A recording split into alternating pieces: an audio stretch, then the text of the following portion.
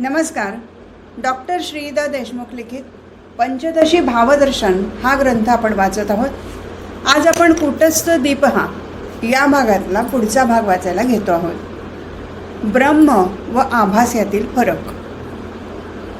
आभासामुळे हा घट असे म्हटले जाते. ब्रह्मचैतन्यामुळे घट जाणला असे म्हटले जाते. पदार्थ ज्ञान चिदाभासामुळे होते, पण ज्ञानरूप ब्रह्मचैतन्यामुळे जाणण्याचा व्यवहार होतो. देहाच्या आत कूटस्थ व चिदाभास यांचा ह्याच पद्धतीने विचार करावा. ज्याप्रमाणे देहाच्या बाहेर ब्रह्म व चिदाभास यांचा विवेक केला, त्याप्रमाणे देहातही आभास व कूटस्थ यांचा विवेक करावा. मुमुक्षूंसाठी हे प्रकरण फार महत्त्वाचे आहे. कूटस्थ व चिदाभास यांच्या भूमिका समजणे आवश्यक आहे. त्यामुळे दोन्ही समजून घ्यावे. देहात सुद्धा चिदाभासाला विषय असतो. तापलेल्या लोखंडात जसा अग्नी व्यापून राहतो, त्याप्रमाणे अहम या वृत्तीत व कामक्रोधादिकांमध्ये चिदाभास व्यापून राहतो. देहाच्या आतील विषयांचे म्हणजे कामक्रोधादी, स्मृती इत्यादी सर्व यांचे ज्ञान वृत्तीमुळे होते.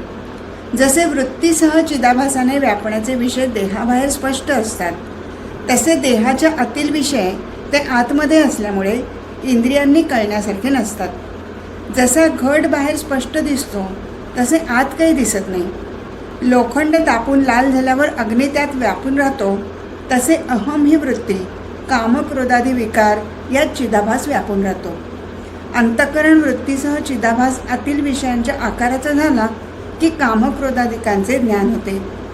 याचे स्पष्टीकरण. तापून लाल झालेले लोखंड फक्त स्वतःला प्रकाशित करते, दुसऱ्या कोणालाही कधीही प्रकाशित करत नाही. त्याप्रमाणे आभासाने व्यापलेल्या वृत्ती केवळ स्वतःचे प्रकाशन करतात. मी मी म्हणून उठणारी अहम वृत्ती व त्यावर आधारलेला मी क्रोधी, मी कामी इत्यादी वृत्ती चिदाभासाने वेगवेगळ्या प्रकाशित होतात. एकीला दुसरी कळत नाही. तप्त लोहाप्रमाणे या आपापले प्रकाशन करतात. दोन वृत्तीमध्ये वृत्तीचा अभाव असतो. सर्व वृत्ती एकामागून एक वारंवार नाश पावून परत उत्पन्न होतात. त्या सर्वही सुषुप्ती, समाधी व मूर्छा यामध्ये लीन होतात. पाण्यावर उठणाऱ्या तरंगाप्रमाणे दिवसभरामध्ये अगणित वृत्ती निर्माण होऊन नष्ट होतात, परंतु एका वेळी एकच वृत्ती निर्माण होते. पूर्वीची वृत्ती नष्ट झाल्याशिवाय नवी उठत नाही. या दोन वृत्तींमध्ये किंचित संधिकाल असतो. सुषुप्ती मूर्छादिकात वृत्तीज्ञान होत नसल्यामुळे हा संधिकाल दीर्घ असतो. या किंचित वा दीर्घ संधिकालात वृत्ती नसते. या वृत्ती नसण्याचे प्रकाशन कूटस्थ करतो व ज्या विकार नसलेल्या आत्मप्रकाशाकडून सर्व वृत्तींमधील संधी व वृत्तीचा अभाव प्रकाशित केले जातात, ते कूटस्थ चैतन्य होय. वृत्तीचा प्रकाशक चिदाभास व त्यांच्या अभावाचा व त्यांच्यातील संधीचा प्रकाशक कूटस्थच होय, अशी वाटणी स्पष्ट समजावी. एखाद्या आवडत्या गाण्याचा आवडता चरण चित्त अचानक पकडून ठेवते. तो चरण आठवेपर्यंत वृत्ती दुसऱ्याच नादात असते. तो चरणही नंतर विसरून वृत्तीला तिसरेच अनुसंधान, उदाहरणार्थ दृश्याचे लागते. पहिला नाद, दुसरा गाण्याचं चरण व तिसरे अनुसंधान या सर्वांची स्पष्ट जाणीव असते. त्यांच्यातील सूक्ष्म संधीही जाणवते. ही जाणीव अनुक्रमे चिदाभास व कूटस्थ यांच्यामुळे होते. साधक जरा अंतर्मुख असेल तर त्याला हे सर्व लक्षात येते. दोन प्रकाशनाची स्पष्टता व अस्पष्टता. ज्याप्रमाणे बाहेरील घटादी पदार्थांच्या ठिकाणी दोन म्हणजे दुहेरी चैतन्ये असतात, त्याचप्रमाणे ती तशी आतील वृत्तीच्या ठिकाणीही असतात.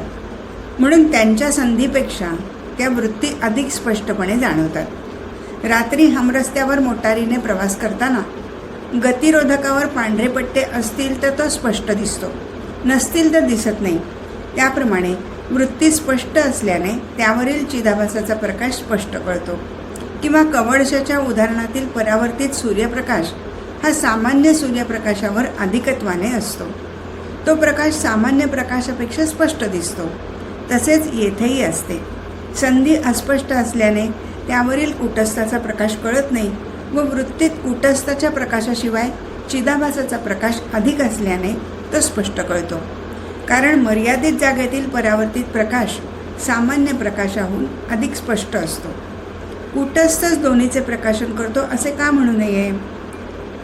आपल्याला ज्ञान होत नसल्याने व साभास वृत्तीमुळे अज्ञान नष्ट होत असल्याने वृत्तीच्या ठिकाणी ज्ञातता व अज्ञातता कधीच नसते. घट कळत नाही व कळतो म्हणजे दिसतो, अशा रीतीने घटाचे अज्ञान व ज्ञान असते. म्हणून अज्ञातता व ज्ञातता हे दोन्ही धर्म घटाला असतात. पण वृत्ती चिदाभासासह असल्यामुळे अशी नसते. वृत्ती प्रकाशमय म्हणजे ज्ञानासहित असल्यामुळे त्यांना म्हणजे वृत्तींना ज्ञान वेगळेपणाने व्यापित नाही व वृत्ती निर्माण होताच त्यांच्याविषयीचे अज्ञान नष्ट झाल्याने त्यांना अज्ञानही व्यापित नाही. वृत्ती म्हणजे ज्ञान करून देणारा अंतःकरणावरील तरंग. अहम, काम, लोभादी. कूटस्थ व चिदाभास यात चैतन्य तेच असताना एक निर्विकार कूटस्थ व एक विकारी चिदाभास असे मानण्याचे कारण काय? दुहेरी झालेल्या चिदाभासरूप चैतन्याची उत्पत्ती व नाश यांचा अनुभव येत असल्यामुळे ते अकूटस्थ व दुसरे निर्विकार असल्यामुळे ते कूटस्थ होय. घटादी पदार्थ व्यापल्यामुळे चैतन्य दुहेरी होते. त्यातील चिदाभासाला वृत्तीबरोबर होणारा उत्पत्ती व लय असल्याने ते चल म्हणजे अस्थिर किंवा अकूटस्थ आहे. दुसऱ्याला असा अस्थिरतेचा विकार नसल्याने ते स्थिर म्हणजे निश्चल किंवा कूटस्थ आहे. तदैजती तन्नेजती. ईशावास्य. ते कूटस्थ रूपाने स्थिर तर चिदाभासाच्या रूपाने अस्थिर आहे. कूटस्थ शास्त्रसिद्ध आहे. अंतःकरण व त्याच्या वृत्तीचा साक्षी अशा भाषेत पूर्वीच्या आचार्यांनी अनेक प्रकारे कूटस्थाचाच व्यवस्थित निश्चय केला आहे. वरील अवतरण भगवान शंकराचार्यांच्या बृहद वाक्यवृत्तीतील आहे. ते पूर्ण वाक्य असे आहे: अंतःकरण तद्वृत्ती साक्षी चैतन्य विग्रह आनंदरूप सत्य सनकी नात्मानं प्रपद्यसे. अंतःकरण व त्याच्या वृत्ती यांचा साक्षी हा चैतन्याचाच विग्रह म्हणजे दुसरे रूप आहे. तोही चैतन्यमय आनंदरूप व सत्य असताना तू तो आत्मा का जाणीत नाहीस? याच ग्रंथात कूटस्थाबरोबर चिदाभासाचेही वर्णन आहे. ज्याप्रमाणे मुख, प्रतिबिंब व प्रतिबिंब ज्यात पडते तो आरसा हे प्रत्यक्ष दिसतात, त्याप्रमाणे आत्मा, आभास व आश्रयभूत बुद्धी हे शास्त्र व युक्ती यांच्यामुळे कळतात. आत्मा, आभास किंवा बुद्धी हे प्रत्यक्ष दिसत नसले तरी त्याविषयी शास्त्रात निश्चित रूपाने सांगितले आहे. युक्तीनेही त्यांचे अस्तित्व पटते. शंकराचार्यांनी चिदाभासाचा स्पष्ट उल्लेख उपदेश साहस्रीत केला आहे. चिदाभास स्वीकारण्याची गरज काय? घटाकाशाप्रमाणे बुद्धीमुळे मर्यादित झालेला कूटस्थ परलोकी जाणे येणे शक्य असताना चिदाभास मानण्याची काय गरज आहे ते सांगावे. घटाने मर्यादित झालेल्या आकाशाला घटाकाश म्हणतात. तसेच बुद्धीने मर्यादित कूटस्थाला बुद्ध्यवच्छिन्न चैतन्य म्हणतात.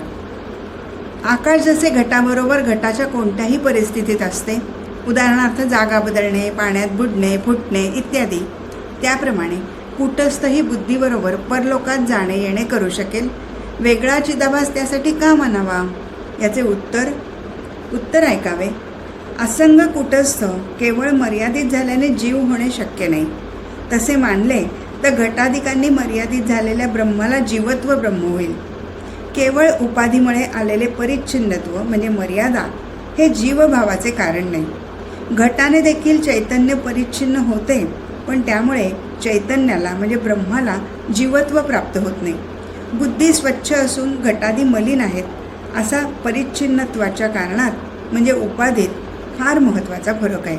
त्याचे स्पष्टीकरण: बुद्धी स्वच्छ असल्याने ती भिंतीप्रमाणे नाही असे म्हणावे, तर ती स्वच्छ असली तरी परिच्छेदात म्हणजे बुद्धीत असणाऱ्या स्वच्छतेमुळे तुझ्या म्हणण्याला कशी वळकटी देणार? केवळ परिच्छिन्नतेचा विचार केला तर परिच्छेदाचे म्हणजे मर्यादित करणाऱ्या कारणाचे काही महत्त्व नाही. स्वच्छ व अस्वच्छ दोन्ही सारखेच. म्हणून कोणत्याही परिच्छिन्न करणाऱ्या पदार्थामुळे जीवत्व येणे योग्य ठरेल. उदाहरणार्थ, धान्य विकणाऱ्याने लाकडाच्या मापाने म्हणजे शेर तांदूळ विकले किंवा कासेच्या धातूच्या मापाने विकले तरी तांदळाच्या मापात फरक पडत नाही. लाकूड चकचकीत नसते व कासे चकचकीत असते. दोन्हीच्या साह्याने मापलेले तांदूळ तेवढेच असतात. तरीही परिणाम जरी तेच असले तरी काशाच्या मापात तांदळाचे प्रतिबिंब पडते हा वेगळेपणा आहेच. त्यामुळे बुद्धीमध्येही आत्माभास होईलच.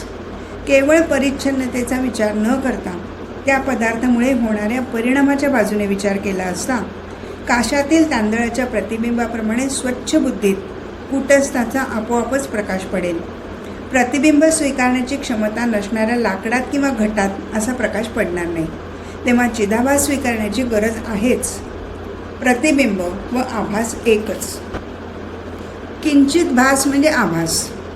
प्रतिबिंबसुद्धा तसेच असते, कारण त्याला बिंबाची सर्व लक्षणे नसून अगदी थोड्या प्रमाणात ते तसे भासते. पाण्यातील सूर्याचे प्रतिबिंब पाण्याला थोडे प्रकाशित करते. सूर्याच्या प्रकाशातील प्रखरता प्रतिबिंबात नसते. त्याचप्रमाणे चिदाभास हा बुद्धीच्या संगाने चंचल होत असल्याने त्यात कूटस्थाची सर्व लक्षणे येत नाहीत. कूटस्थ व चिदाभास यातील साम्य व फरक. चिदाभासाला संग व विकार असल्याने तो कूटस्थाहून म्हणजे बिंबाहून वेगळ्या लक्षणाचा आहे, पण शुद्ध जाणीव ही मात्र बिंबाप्रमाणे आहे. चिदाभास आत्म्याप्रमाणे असंग नाही, कारण तो बुद्धिवृत्तीत मिसळून राहतो, बुद्धीत प्रतिबिंबित होतो.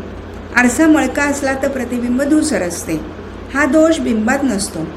बिंब जसे असते तसेच असते. त्याप्रमाणे बुद्धी मलिन व दूषित असेल तर प्रतिबिंबरूप चिदाभास तसाच वाटतो. तो आत्म्याप्रमाणे निर्विकार नसतो, कारण त्याला बुद्धिवृत्तीमुळे उत्पत्ती, स्थिती व लय हे विकार आहेत. पण बिंबस्थानी असलेल्या आत्म्याचे ज्ञान हे लक्षण चिदाभासात भासते. चिदाभास व बुद्धी यांचे ऐक्य नाही. बुद्धी आहे म्हणून चिदाभास आहे असे असल्याने तो बुद्धीहून वेगळा नाही असे म्हणावे तर ते म्हणणे फारच अलीकडचे आहे. कारण हाच विचार पुढे नेला तर बुद्धीसुद्धा देहाहून वेगळी नाही. आधी माती व मातीमुळे मातीचा घट, तशी आधी बुद्धी व बुद्धीमुळे चिदाभास, म्हणून हे दोघे एकरूप आहेत. अशाच रीतीने मातीचा घट, बुद्धीचा चिदाभास असा तर्क चालवणाऱ्याने तोच तर्क पुढे नेऊन आधी शरीर मग बुद्धी व म्हणून देह व बुद्धी एकच आहेत असे मानण्यास काय हरकत आहे. बुद्धी व चिदाभास देहाहून भिन्न आहेत. शास्त्र असे सांगते की देहाच्या मृत्यूनंतरही बुद्धी असते. असे असेल तर त्याचप्रमाणे प्रवेशश्रुती असेही सांगते की बुद्धीहून चिदाभास वेगळा आहे. दोन्ही सांगणे शास्त्रांचीच आहेत. मृत्यूनंतर बुद्धी हा घटक असलेले वासना शरीर पुढील शरीरात प्रवेश करते, म्हणून बुद्धी व शरीर वेगळे आहेत. अनुप्रवेश श्रुती असे सांगते की आत्म्याने सृष्टी निर्माण करून सृष्टीत प्रवेश केला. यावरून असे लक्षात येते की प्रवेश करणारा चिदाभास बुद्धीहून वेगळा आहे. बुद्धी देहाची मानली तरी प्रवेश करणारा तिच्याहून वेगळाच आहे. तोच देहाचे व्यापार चालवतो.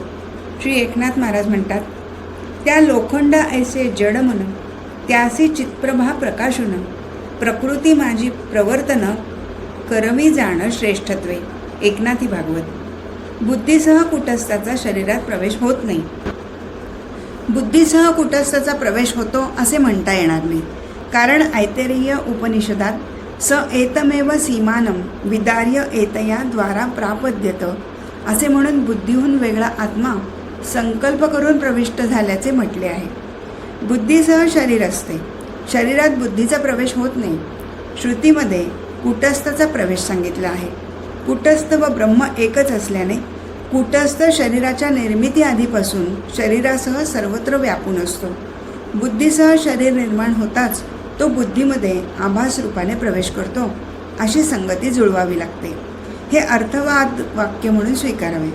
वास्तविक पाहता चिदाभासाला बुद्धी वाचून बाहेर अस्तित्वच नाही.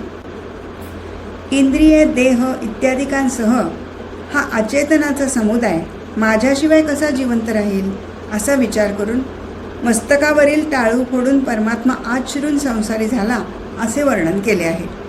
देह आधीच बुद्धीसह आहे, त्यामुळे कूटस्थ बुद्धीसह प्रवेश करतो असे म्हणता येत नाही. बुद्धी अचेतन असून कूटस्थामुळे ती ज्ञानी असल्याचा आभास होतो. असंग कूटस्थाच्या प्रवेशाचे स्पष्टीकरण. आत्मा असंग असताना तो देहाच्या संघात कसा गेला असा प्रश्न पडला असेल तर त्या आत्म्याची सृष्टी तरी कशी आहे? आत्म्याचा प्रवेश व सृष्टी आणि आत्म्याचा नाश व सृष्टीचा नाश हे सर्व सारखेच माईक आहेत. सृष्टी माईक आहे, त्यामुळे तिच्यात होणारा सत्य आत्म्याचा तथाकथित प्रवेशही माईक आहे. माईक सृष्टीचा नाशही माईक आहे व त्यातील आत्म्याच्या प्रवेशाचा नाशही माईक आहे. ही सर्व अध्यारोपाची भाषा आहे. आत्म्याचा प्रवेश माईक कसा? हा जीवात्मा 5 महाभूतापासून उत्पन्न होऊन त्यांच्या मागोमाग नष्ट होतो, असे याज्ञवल्क्याने मैत्रेयीला स्पष्ट शब्दात सांगितले आहे. जीवात्मा अग्नितत्वरूप बुद्धीमध्ये असतो. देहेंद्रियात आत्मा शिरून जीवत्वाला येतो व देहेंद्रिय नष्ट होताच आपोआप नष्ट होतो. येथे नष्ट होतो म्हणजे जीवदशेतून सुटतो असा अर्थ आहे. म्हणून अविद्या विशिष्ट चेतन ही आत्म्याची अविद्या सुटते. कूटस्थ या प्रक्रियेपासून दूरच असतो. हा आत्मा अविनाशी आहे असे सांगून तो प्रवेश करणाऱ्या आत्म्याहून पूर्ण वेगळा असतो असे समजावून सांगितले आहे. त्याचा देहादिकाशी मुळीच संबंध नसून त्याचे असंगत्व हे तो अविनाशी असण्याचे कारण आहे. या श्लोकात बृहदारण्यक उपनिषदाच्या 2 मंत्रांचा समावेश आहे. अविनाशी वा अरे अयम आत्मा अनुच्छित्ती धर्मा. दुसरा श्लोक मात्रा संसर्गस्य भवती. आत्म्याचे अविनाशीत्व व असंगत्व यात सांगितले आहे. म्हणून हा असंग आत्मा प्रवेश करणाऱ्या चिदाभासाहून वेगळा असतो. जीवापेतम ही श्रुती औपाधिक जीव अविनाशी आहे असे सांगत नाही. जीव गेल्यावर शरीर मरते, जीव मरत नाही. या श्रुतीने मोक्ष सांगावायचा नाही, तिने परलोकाकडील गती सुचवायची आहे. शरीर मेल्यावर वासनायुक्त जीवात्मा शरीर सोडून जात असला तरी त्याचा नाश न होता कर्मानुसार तो लोकांतराला जातो, मुक्त होत नाही. जीव विनाशी आहे असे मानले तर त्याला मी अविनाशी ब्रह्म आहे असे ऐक्यज्ञान कसे होते? तो मरणारा जीव मी ब्रह्म आहे असे जाणणे शक्य नाही असे म्हणावे तर ते शास्त्राला मान्य नाही. कारण समानाधिकरण हे शास्त्र बाद झालेल्या काळातही लागू पडते. समानाधिकरण म्हणजे एकत्रितपणा. उदाहरणार्थ सुंदर दृश्य, सौंदर्य व दृश्य एकत्र राहतात, ते एका अधिकरणात आहेत. चांगला माणूस, सुसंस्कृत, सुशिक्षित, नम्र, दयाळू इत्यादी गुण व तो माणूस एका अधिकरणात राहतात. माती व घट, कारण व कार्य एका अधिकरणात राहतात. शास्त्राने समान अधिकरणाचे 2 भाग केले आहेत. घटातील आकाश व घटाबाहेरील आकाश सतत एकत्रितच असतात. त्यालाच मुख्य समानाधिकरण असे म्हणतात.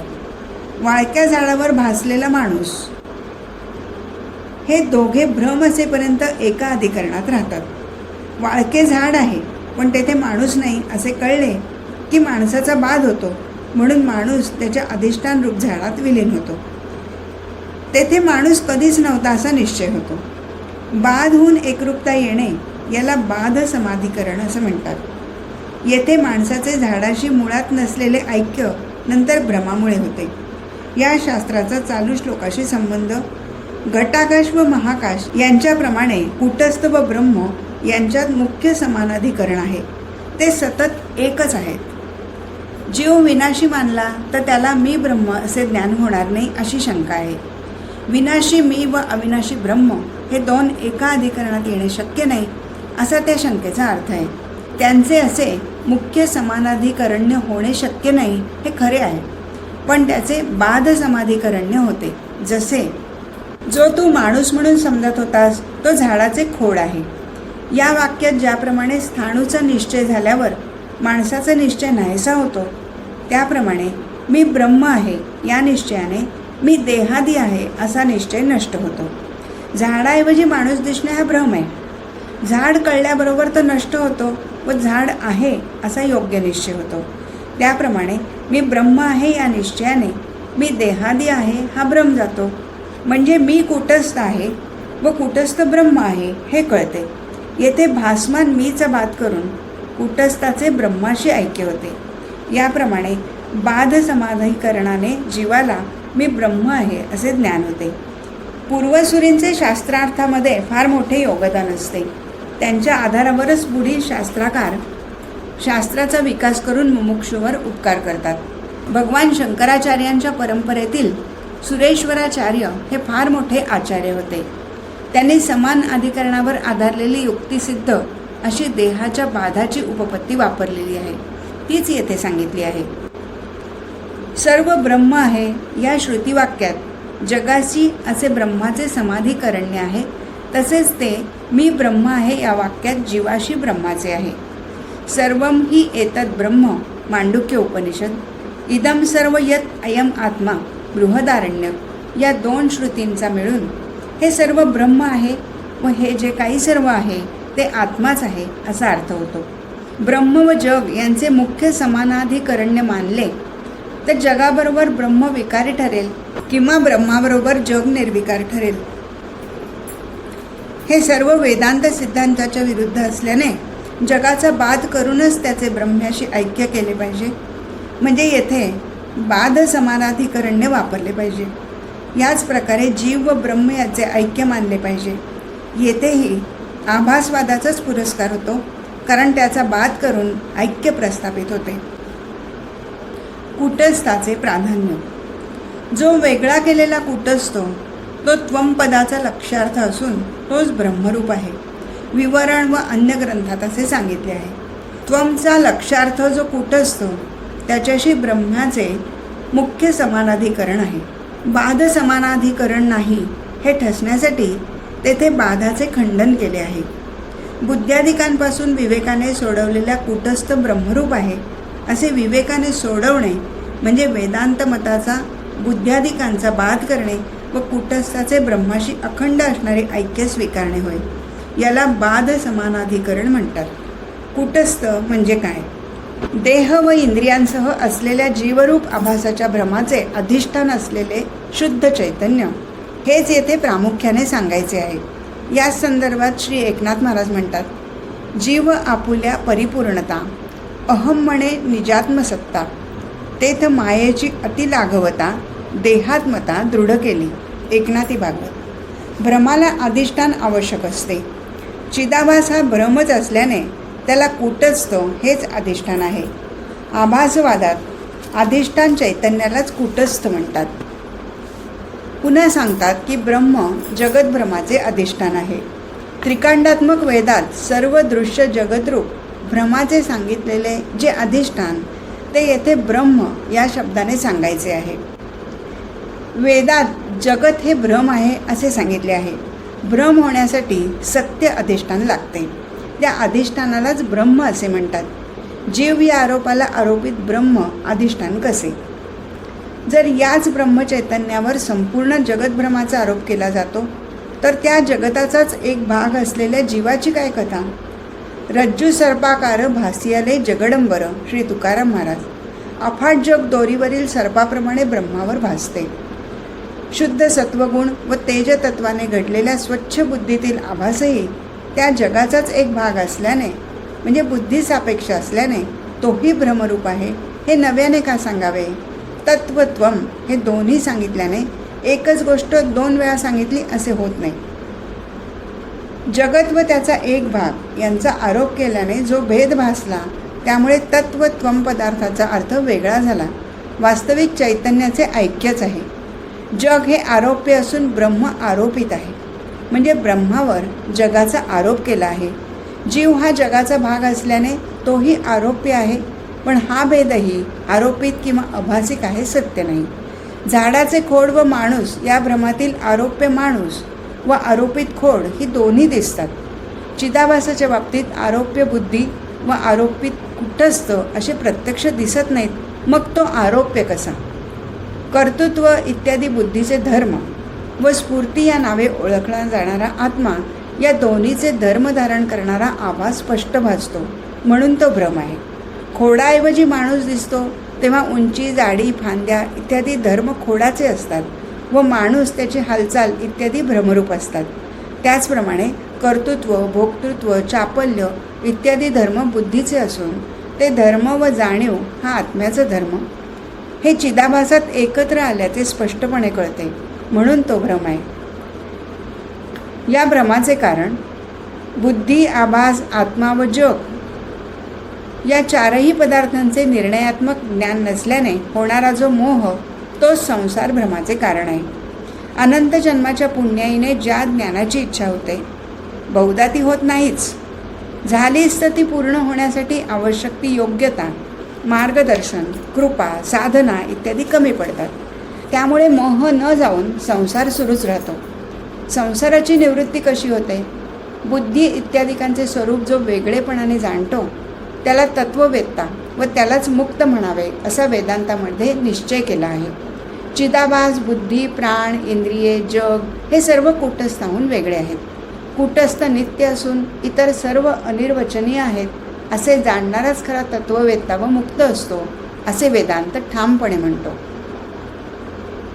आज इथेच थांबू. हरिओम तत्सत.